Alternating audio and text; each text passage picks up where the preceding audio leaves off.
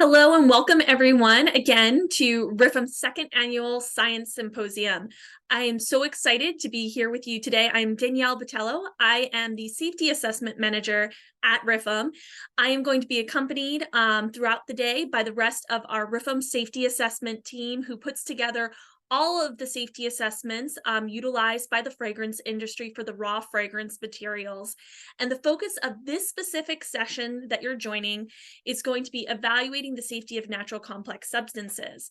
I'm going to pause here for a moment, just give some time for some of our guests to continue to filter in. Go ahead and drop in the chat where you're joining us from. Our scientists are here and available. I'm happy to interact with you throughout the day. We'll just give a couple more moments as people begin to filter in.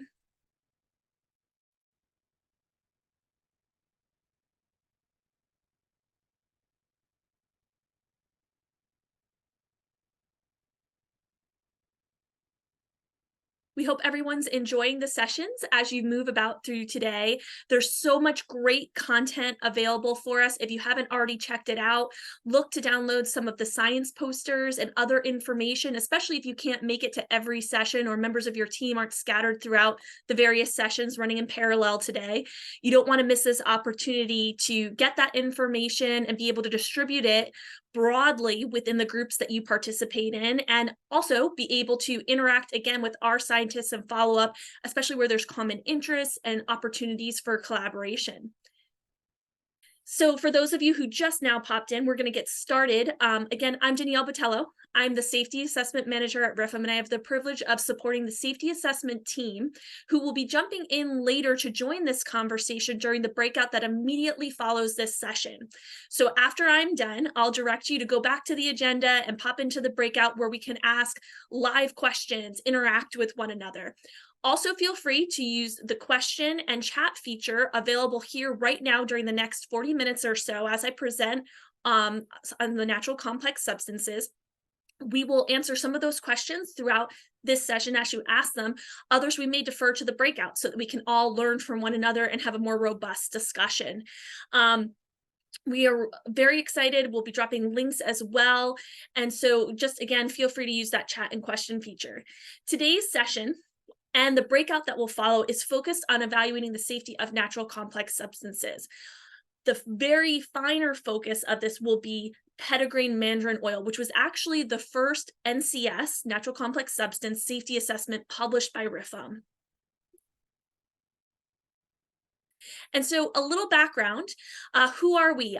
You've maybe been through a couple sessions already and you want to know more about the Institute. We are the Research Institute for Fragrance Materials, or RIFM, and we really are the leading source known around the world for understanding the safety of fragrance materials. And that's been true since the late 1960s. And while the materials that we've been evaluating and sharing safety data on haven't really changed much over the decades, the science is always evolving.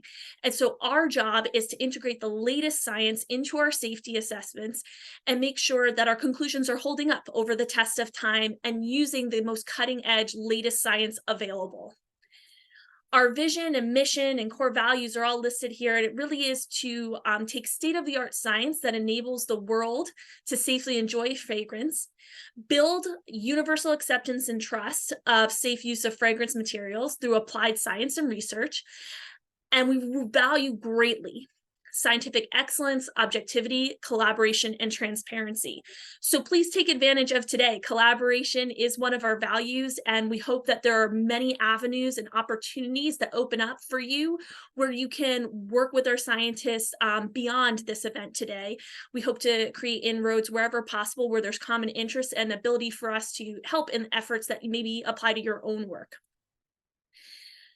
While the safety assessments are an amazing tool, the power comes from the transparency of our work, the objectivity of our work, and that begins with the expert panel for fragrance safety. They are an independent body that has all decision-making rights. They review all of our safety assessments as well as our research, and they have no ties again to the industry. They're a global panel everywhere, spanning from Japan to South America to Europe to the US.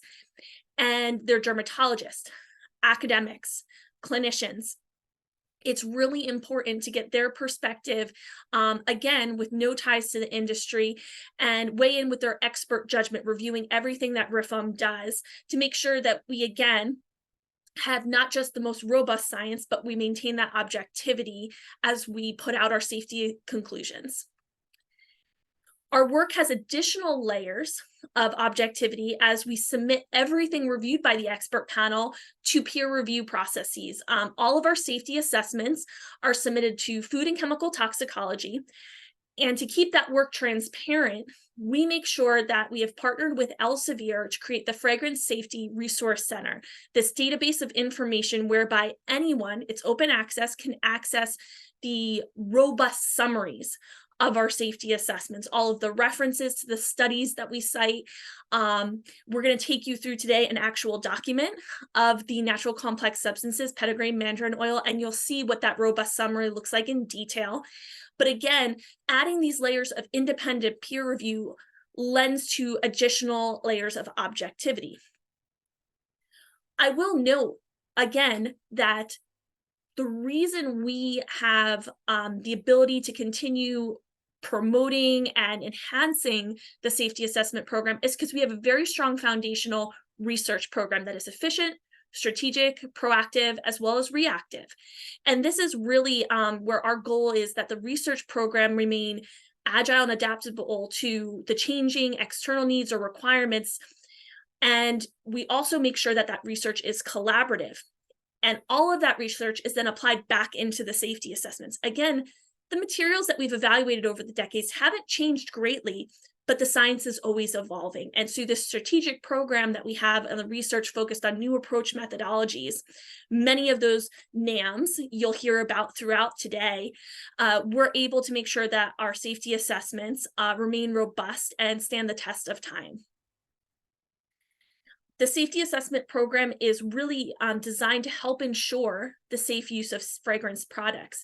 Our to-do list, if you will, the materials that we work with and assess on a regular basis are actually coming from the IFRA volume of use survey. As fragrance houses put out there what's actually being used by the industry every 4 years, we then take a look at that list, and that becomes the materials that we evaluate.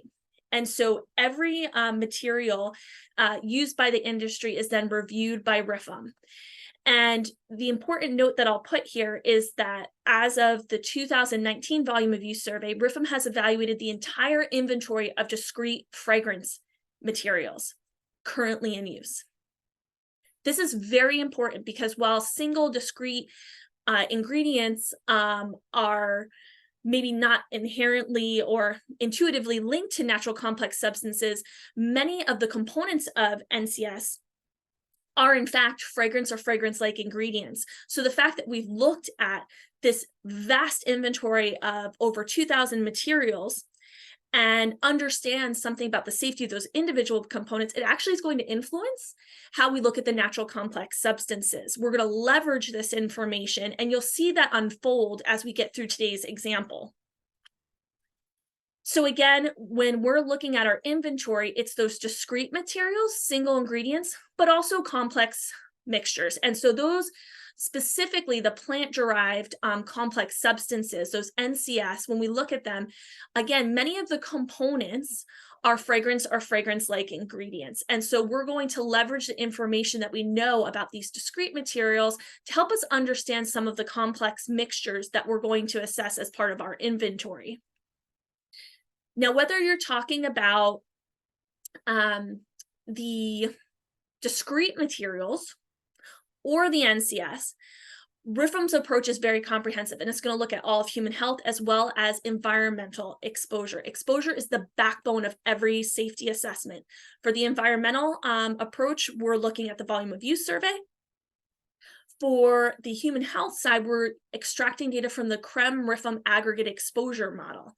We're looking at skin sensitization, respiratory toxicity, developmental and reproductive toxicity, repeated dose toxicity, photo safety, both irritation and wherever possible allergenicity, environmental toxicity, both hazard as well as risk, and genotoxicity.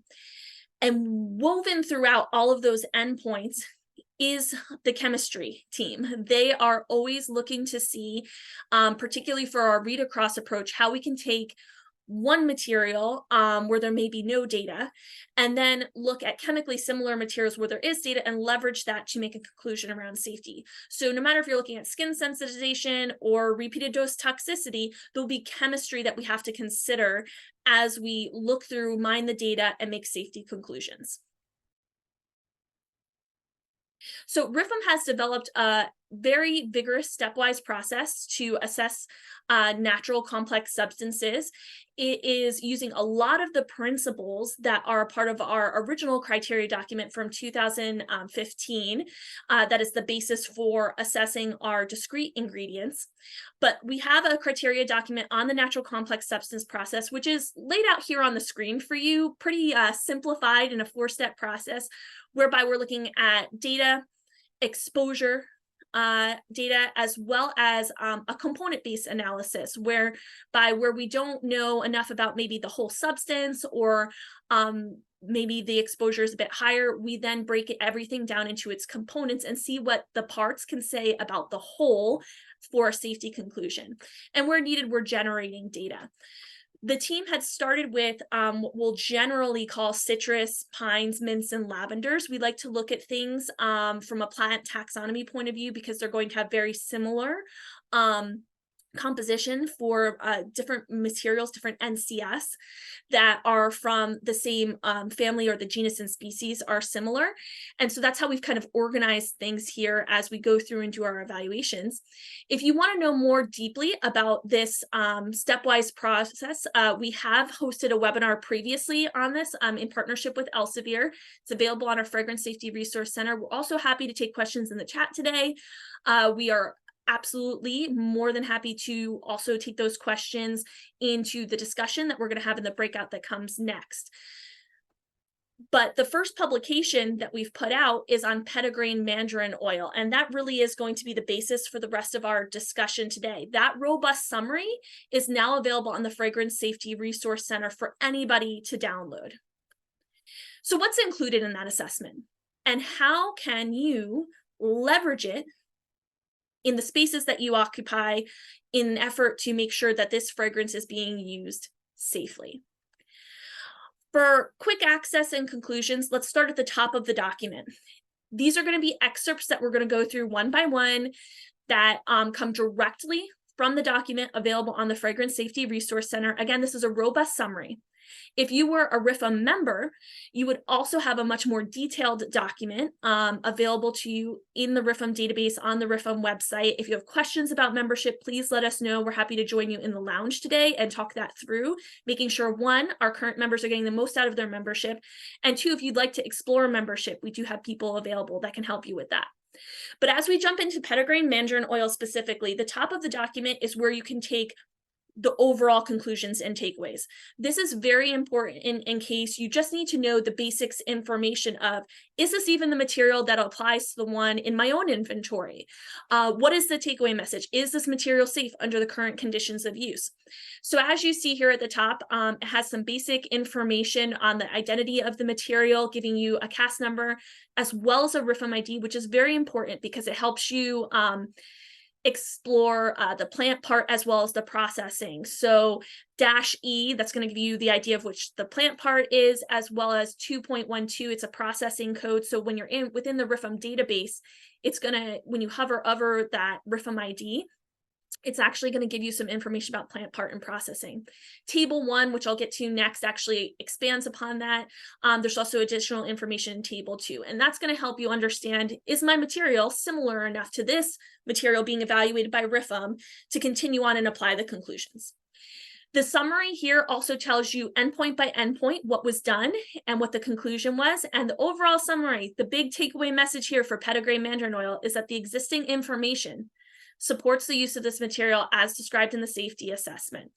And so each endpoint here we're now going to go through in greater detail so that you can understand the conclusions that are made. But before we get to that endpoint by endpoint, again, in Table 1, There's going to be the substance identification information expanded. So as mentioned, the RIFM ID expands on, well, what is the plant part taken from? This particular petitgrain mandarin oil is from the leaf or twig. The processing method used was essential oil by steam distillation. There's various synonyms there. And we also give you some of that plant taxonomy information. This is from the family Rudiger. Additionally, we put up top at the document in table 2, the exposure information. Remember, I said earlier, exposure is essential. It is the backbone in many ways of the RIFM safety assessment. And again, that's for discretes, as well as for the natural complex substances. And what you see here in this table, there's many footnotes that will help you clarify and understand this, but is the exposure of the whole substance. Now, the reported exposure of the NCS is limited to its use as a fragrance material. And the total exposure to the individual component of a natural complex substance is included when considering the component's use as a discrete fragrance ingredient in the finished product, added as such, and as if the material was found in a natural complex substance. But when we're looking at just this whole substance data here, we're considering the natural itself, its exposure. You also see here if there's any UV vis absorbance data available on the whole substance. Here there is. And we also have the volume of use as reported on the 2019 volume of use survey. And it's banded, it's in the 10 to 100 metric tons per year range. And this again is on the whole substance, on all petitgrain mandarin oil.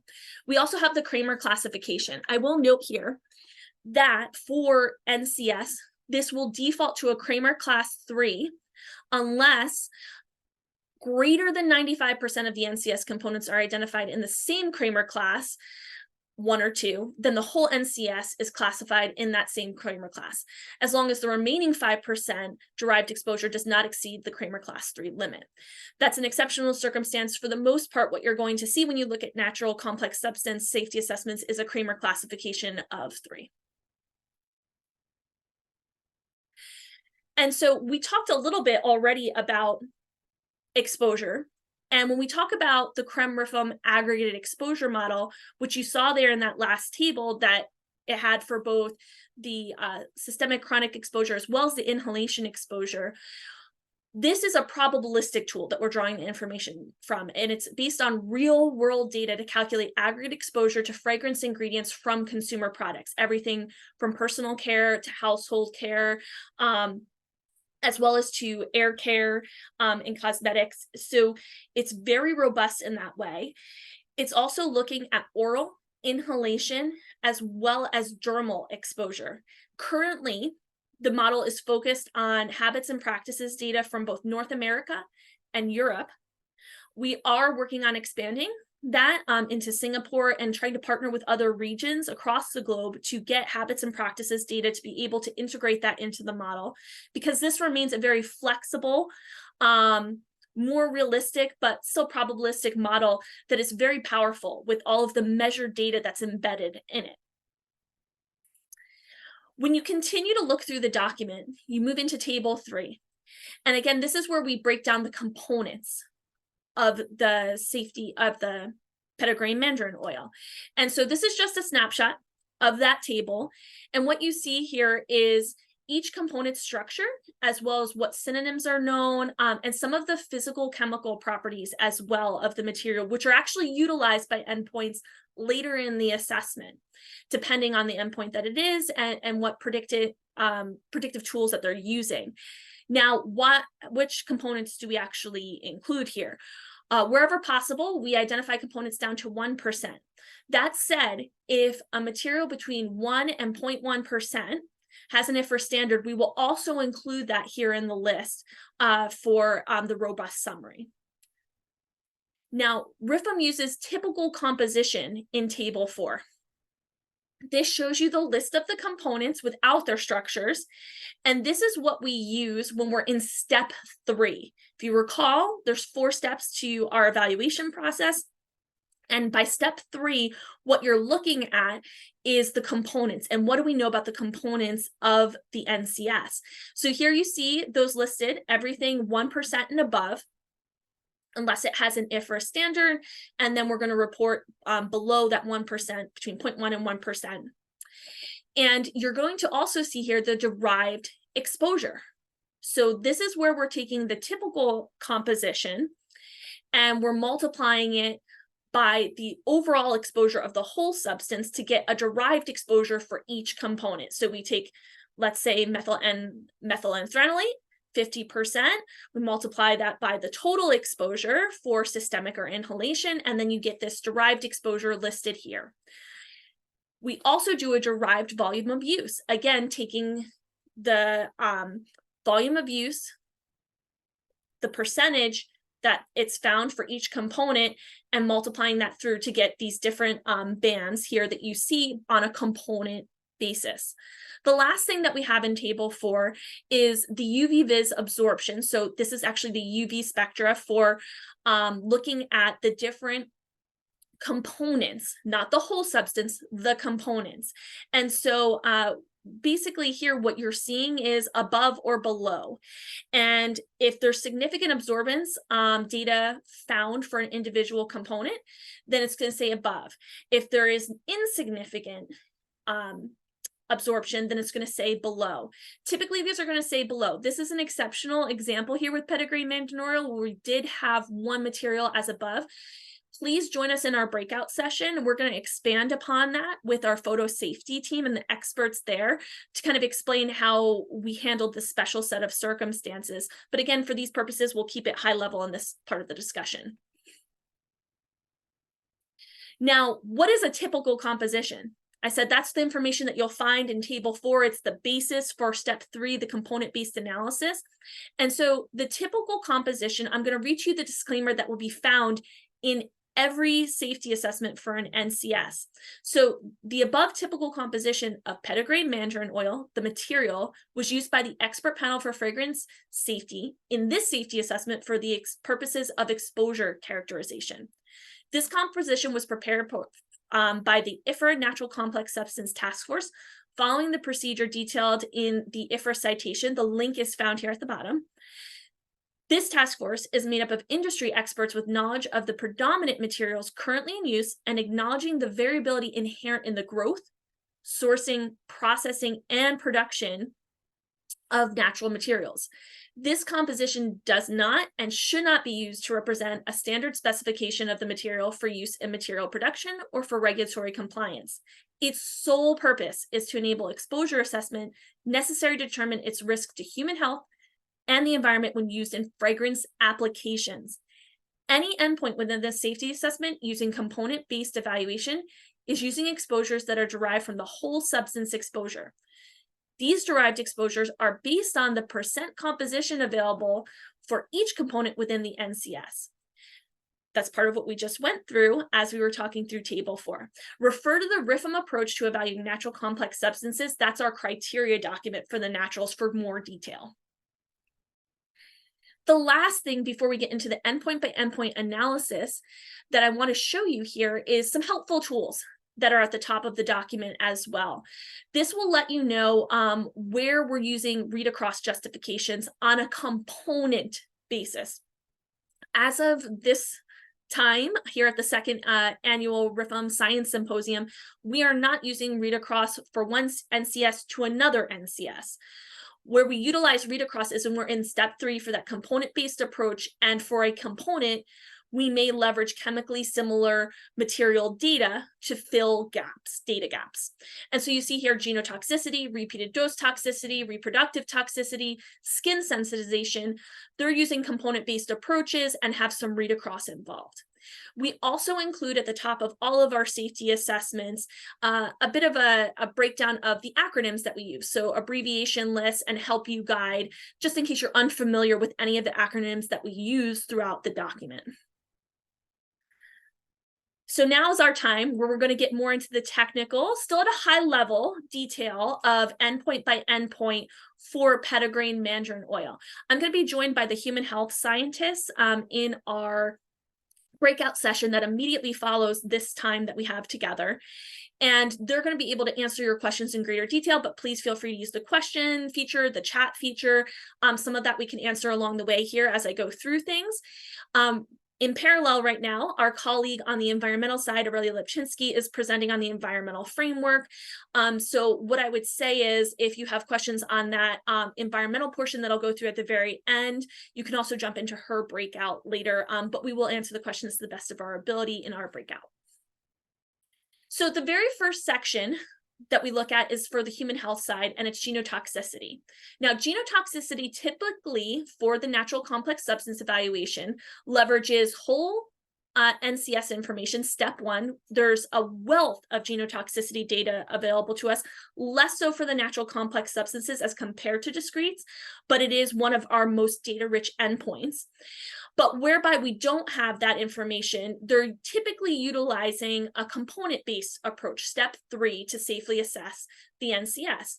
And table 5 here from the petitgrain mandarin oil example is a kind of snapshot of that component-based approach. For those of you that are familiar with RIFM and our communications work, you may already know that when we're talking about genotoxicity, we're talking about the potential for a substance to be altered or the DNA damaged. And so we're specifically talking about mutagenicity and clastogenicity. And the takeaway here for this safety assessment is that all the components are negative for both mutagenicity and clastogenicity. And the reason that we're able to look at these components and have data to access to do this particular approach is because of the RIFM database. The RIFM database has the largest amount of fragrance and flavor data available in the world. And so through that, again, a lot of that data tends to be genotoxicity data, and we actually have the largest pool of genotoxicity data in the world, and that's irregardless of industry.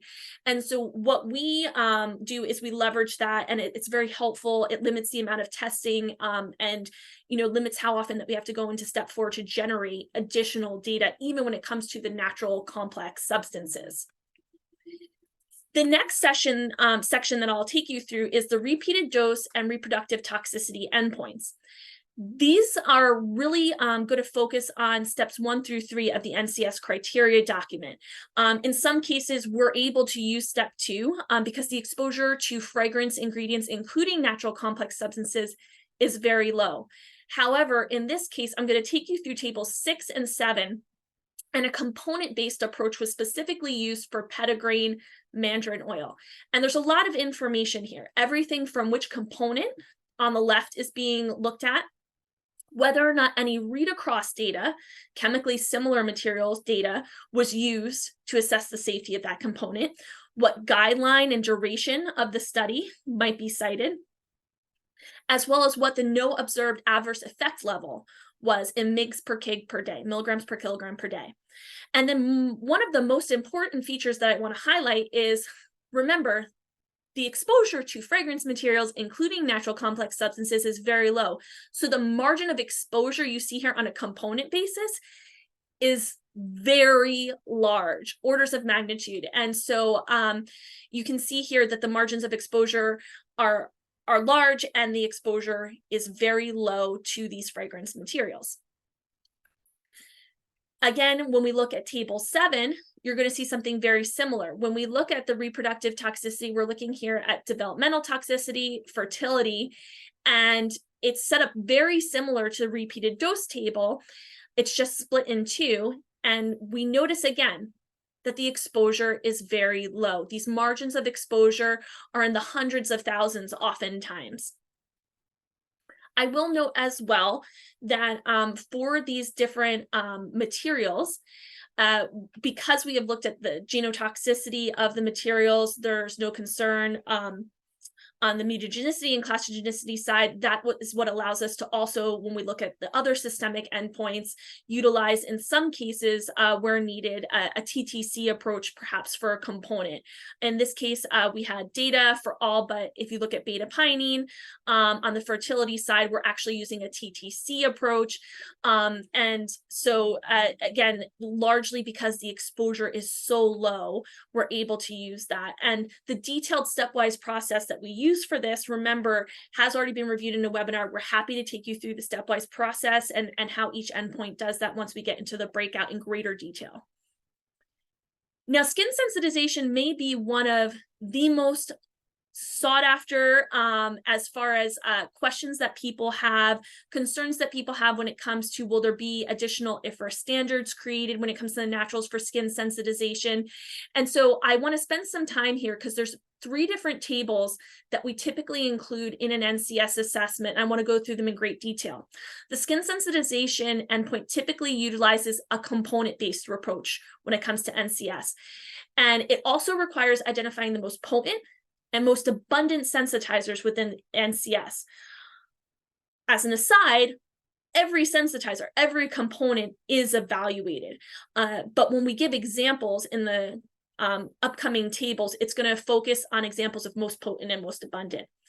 But focusing here first, Table 8 is a summary table. You see the components to the left that are listed again with their typical composition. And then it's listed whether there was sufficient data on that component itself or insufficient data. And where there's insufficient data, the first step for the team in the component-based approach is to look then for read across. And so you see that there for one of the components. And then the nestle is actually outlined as well. And one of the things that I'll note is where there's not sufficient data, not sufficient read across data, then there may be the approach on a component basis to look for the comparison to the dermal sensitization threshold, or DST. And that is all you see. There's many footnotes kind of outlining for you exactly what's happening in each of those columns. And the skin sensitization data on the components of petitgrain mandarin oil, there's sufficient skin sensitization studies on the target or the read across. And the components are considered to be safe under the current levels in the context of this NCS. And so now I want to take you through, we have identified all of the sensitizers, and we're going to look first at a table in table 9 where we look at the most potent, which was found to be citral. And again, one of the powerful things about the data and the historical information that RIFM has is that many of these components are fragrance-like materials. And if they've been identified as a sensitizer throughout the history of RIFM, then we've already identified the maximum acceptable concentrations. An important note is when we develop maximum acceptable concentrations for a discrete material, we consider the exposure added as such, as well as contribution from naturals. The idea being that when we consider a discrete, there should never be a maximum acceptable concentration that a derived exposure for a component of an NCS shouldn't clear because the exposure's already been considered for that discrete. And so let's demonstrate that more clearly. For citral, we have a standard and a maximum acceptable concentrations have been generated. That's here in this table. And then we look at the derived exposures for citral, and you see that all of them are less than the maximum acceptable concentrations. So there's no need for an additional standard here when considering the most potent sensitizers, because the material, the levels, the derived exposure already fall below those maximum acceptable concentrations. Now let's consider in table 10, the most abundant sensitizer, and that's been identified as alpha pinene here in petitgrain mandarin oil. Again, we have for alpha pinene, the most abundant sensitizer, maximum acceptable concentrations. We then compare it to the derived exposure, and we see the derived exposure is less than the maximum acceptable concentrations. So for petitgrain mandarin oil, the derived exposure for all the sensitizers, including the examples we've just shown, is below the maximum acceptable concentrations. And so for this particular material, there's no new NCS standards. This is not a guideline, these tables. They're just demonstrating safety under the current use. And so if there are questions regarding these tables, how to utilize them well, I encourage you drop the questions here now. Also join us in our breakout session. We will have the entire skin sensitization team who've been working tirelessly on these assessments available to answer your questions. Then you move into the photoirritation, photoallergenicity section. And typically, this is another more data-rich endpoint. We have a whole NCS information available, so sometimes utilizing step 1. However, in this case, a component-based approach was taken. That's another often used step for photo safety. And based on the existing human data, petitgrain mandarin oil does not present a concern for photoallergenicity. Remember in table 2, we showed the whole NCS UV absorbance. In table 4, the absorbance of the components was broken down, and we will go through and explain that one component, methyl and methylphenolate, how we handled the nuance of that example. But in general, what the photo safety endpoint is looking for is that whole substance information. Where there's not that information available, they are looking at the exposure threshold, but that really only applies for photo irritation. And then in step 3, they're doing this component-based analysis, and we're needed using read across for the components. And where there's no data and information available, they're going to go into step 4 and generate that data. However, where there's not known photoallergenicity information, we're still developing new approach methodologies that are sound, reliable, ones that can be replicated across laboratories and reliably. And so there may not be photoallergenicity data available on some NCS, but we make that clear with a disclaimer. And I really encourage you to join our breakout with our photo safety team, where they can talk you through the progress of that research on the NAMs for photoallergenicity. We also have in our last session of the day, the photo safety team joining us with one of our colleagues from IIVS to expand in great detail on that particular project. So I encourage you to join us for both of those breakouts coming up. Then we move into local respiratory toxicity. And this is almost exclusively assessed using exposure-based waving approaches. 99% of NCS clear the most conservative TTC limit. There's just over 900 NCS within our inventory. The exposure for inhalation is very low. And so the TTC approach was used here, as you can see. And pardon me, just because we smell something, our exposure is not necessarily high. But that's a kind of stigma that we fight against as we talk to consumers and other interested parties. They assume because there's such a potent smell, maybe to them at least, they think that the exposure is high. But the reality is our nose is incredibly efficient, and it can detect things in the parts per billion. And so odor thresholds are actually quite low. And then the inhalation exposure is low, just slightly higher than those odor thresholds. But we have some safety data that we also look at. And when you try and find the observed no effect levels, they're magnitudes of order greater than those inhalation exposures. And so trying to communicate that in a way that's tangible for people is one of the biggest things that Nikita Sadekar, one of our senior scientists, is working on. She will also be available in our breakout session today to talk through some of the challenges that we find when communicating about that inhalation exposure. The last endpoint that I'll talk about today is the environmental endpoint, which looks at both hazard and risk, utilizing a component-based approach almost exclusively when it comes to natural complex substances. Now, the approach that we take for environmental is a PBT approach, which is how REACH also approaches things, looking at persistence, bioaccumulation, and toxicity. And so when we're looking at hazard, we're looking at that persistence and bioaccumulation, and wherever possible, we're using measured data for both persistence and bioaccumulation.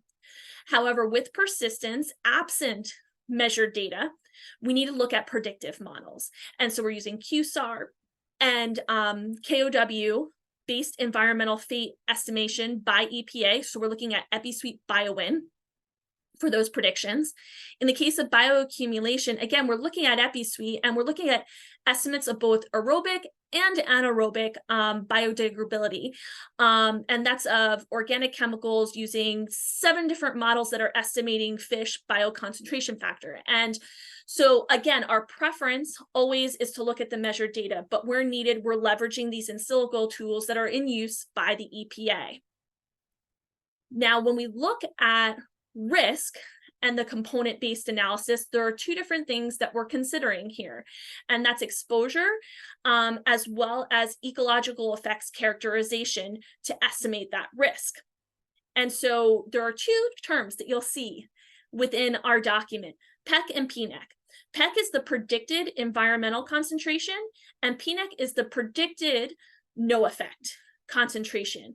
And it's the ratio of those that becomes important. Exposure is being assessed based on volume, and effects are characterized by using KOW, base QSAR, and high assessment factors. And so the takeaway here is to understand this is really the risk quotient. And if that's below 1, then it's going to clear on the risk side. And the takeaway for petitgrain mandarin oil specifically is that there's no potential present possible risk to aquatic environment because the risk quotient is less than 1, and it's not identified as persistent or biocumulative. Again, if you have questions on the environmental endpoint, we can answer them at a high level in the upcoming breakout, or you can join Aurelia in her breakout session that is specifically geared towards the environmental framework, and she can also answer questions on the NCS assessments from an environmental perspective. Apologize about going a little quickly through there.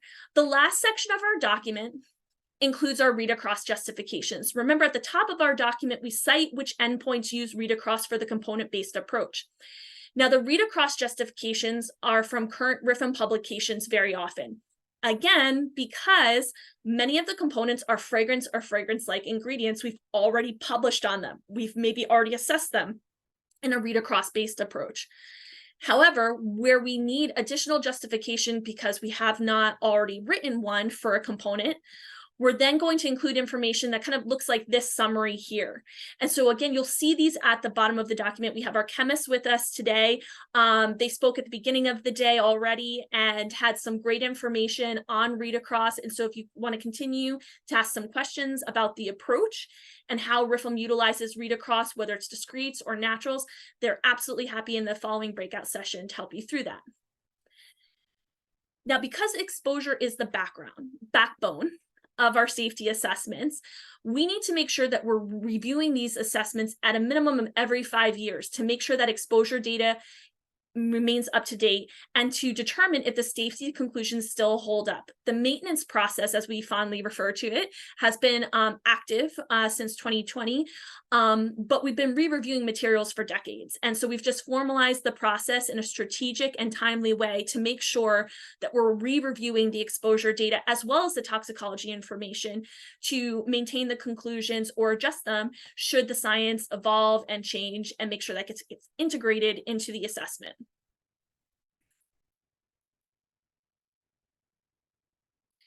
Overall, the RIFM NCS assessment has all the robust, comprehensive, objective science historically embedded in the safety program and will lead to the safe use of NCS globally. All of our future publications on natural complex substances you'll be able to find as robust summaries at the Fragrance Materials Safety Resource Center in partnership with Elsevier. And I just invite you to come join us in our breakout to follow. Go to the agenda section of our webinar.